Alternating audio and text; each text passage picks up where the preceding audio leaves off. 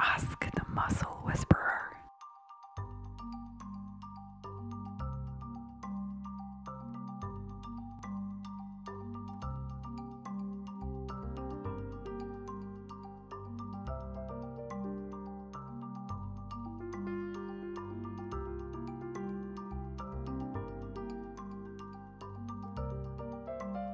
Hello colleagues, this month I've been asked to focus on a really important and pertinent question about creating a niche.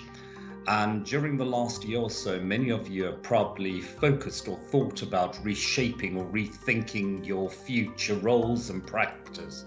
So creating a niche or thinking about how to attract a specific group of clients, or how do we locate ourselves within the market, and what becomes important. So thinking back on my own personal journey, when I was studying many years ago and graduated, it was more a fact of just trying to recruit or find clients so I could apply the skills I had learned and really try to build up a client base that could bring in affordable or create some kind of fund in that sense.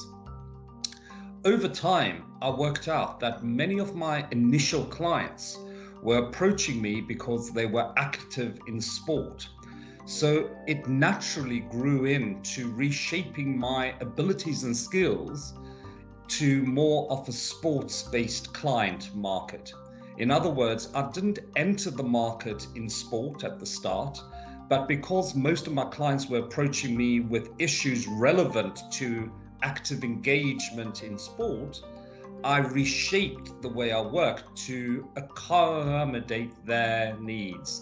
And over time, I found myself being based or being able to find more of a home within the active health side and sport, as opposed to just the general groups that I was working with.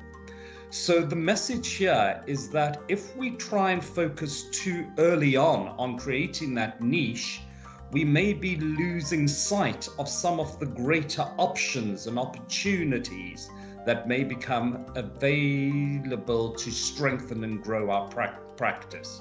So for me, the journey evolves and evolved. So it's a continuation of skill training.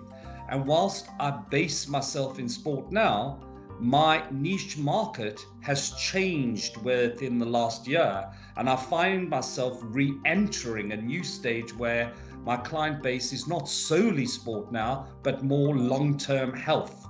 So I've been approached, and I'm working more now with clients who have chronic health issues and looking at far greater reach in terms of that long-term health model.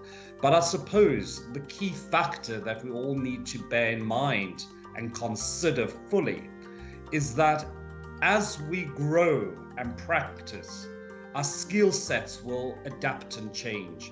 So never lose sight that we are always learning and we are always growing, and we have a growth mindset in terms of understanding how we use our skills, and more importantly, what skills become useful in helping us to maintain our standards, but at the same time be able to apply them to cross some groups.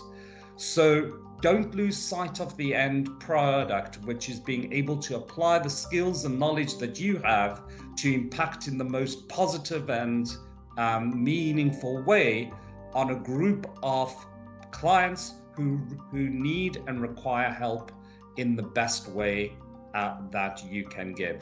So the market will evolve, and the market will shape itself around you in a sense. So don't be worried at the start if you're not finding a niche market. What you will find is that with the rapport that you set up with your client base and with the skills that you have, the market will find you. Best of luck, and we're looking forward to a really exciting year ahead.